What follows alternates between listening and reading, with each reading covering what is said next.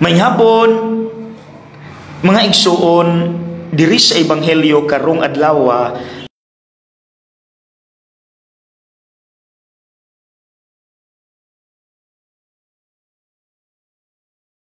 ang atong Ginoo mihatag og usa ka istorya bahin sa mga trabahante nga mireklamo sa ilang amo nganong pariha ra sila og sweldo nga nadawat sa mga nagtrabaho lang og usa ka oras nga sila 12 hours man. Well, naagyud nato ng batasana kanang mangwinta. Makahimo gani tag maayo, mangwinta din tas Ginoo nga dapat naatay reward nga madawat binase sa gidak-on sa atong gihimo nga maayo. Pero mga igsuon, ang Ebanghelyo karon nagpahinumdom nato nga kun makahimo tag maayo, dili ta dapat mangwinta sa Dios. Ngano? Naiduha ka rason. Number 1, kay kita makasasala nga gipasaylo sa Dios. Tanawa kung kaugalingon, gahit tag ulo, pero gitagaan tag chance sa Dios kada adlaw nga mabag-o.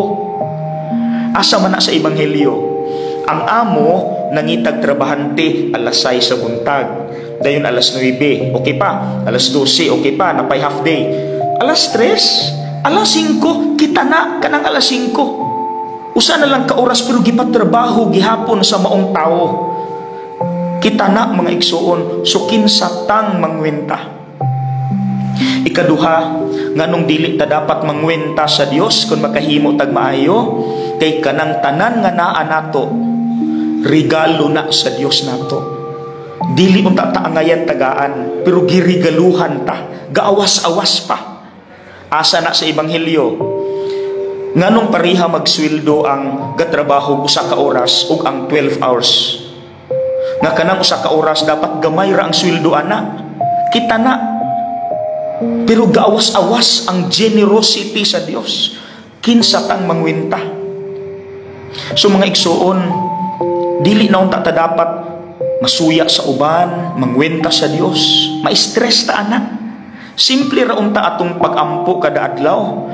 Lord, salamat sa unsay naa nako. Salamat pud Lord nga nakakaon ko rong adlaw. Salamat Lord. Salamat. Amen. Walay stress. Di ba? God bless.